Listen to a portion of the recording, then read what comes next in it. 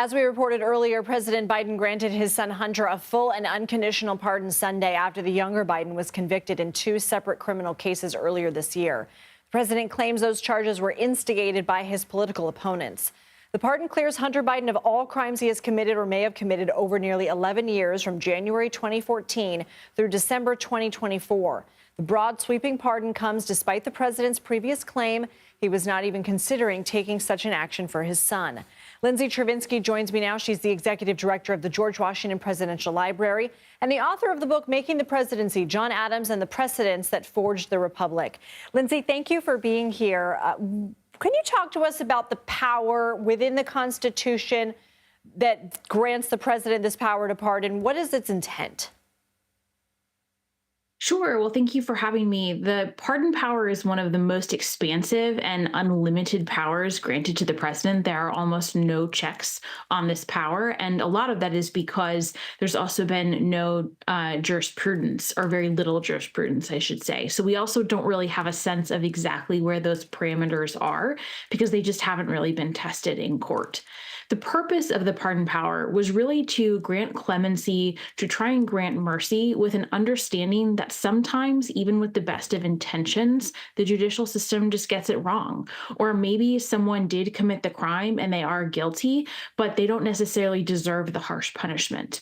And that was especially important when the Constitution was first drafted because there weren't the same sort of appeals processes.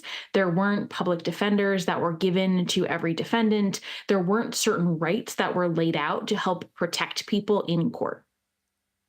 Typically we see pardons for a specific crime, not necessarily a specific period, including crimes a person may or may not have committed or been charged for. Has this happened, and why did Biden do it this way?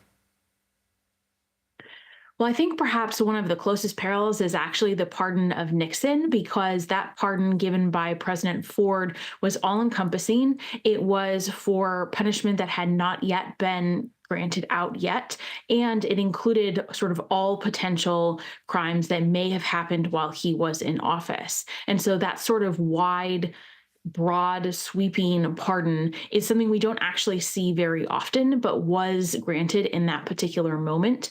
Typically, as you said, pardons are for a specific act, and usually they're once someone has already served at least part of their sentence in recognition that they have done their time.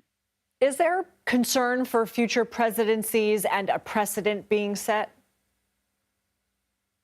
I think there probably is. And I think that concern has actually started, several decades ago. There have been conversations about the politicization of the pardon power. This was a conversation when President Clinton was in office and he pardoned his half-brother.